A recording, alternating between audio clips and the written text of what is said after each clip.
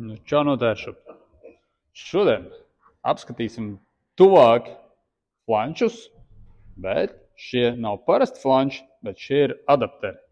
Tad tie, kas ņemās ar diskiem, katru gadu maina kaut kāds disks, noteikti zinās skrūvju attālumus, centra diametrus, gan stupicām, gan kas iet diskā iekšā.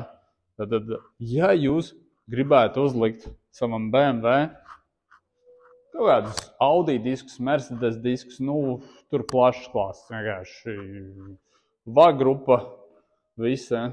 5x112 ir pats populārākais skrūvju, kā saka, attāluma izmērs PCD.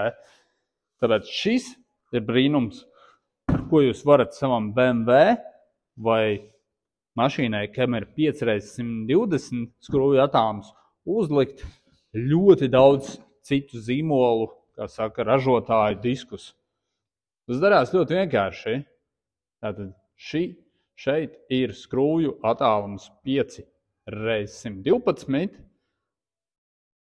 bet jums BMW šeit nāks iekšā, kā saka, 5x120. Viņi ieskrūvēsies te, un stupicē būs šāds, teiksim, iekšā skrūvītes, kas nāk.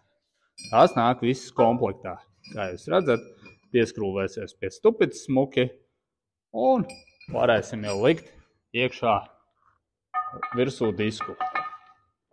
Tik vienkārši. Viņš ieliekās iekšā, vai kur šīs skrūvītes jums pieskrūvēsies pie stupices, un droši varēsiet pieskrūvēt Mercedes, Audi, Porsche, Lamborghini diskus, ko tik ne, savam BMW. Šāds adapteru komplekts maksā 220 eiro. Man liekas, ka labi, ja diski ir, kā saka, garažā stāv vai reti diski, kuri nedara jums BMW, tad šis ir ļoti labs variants.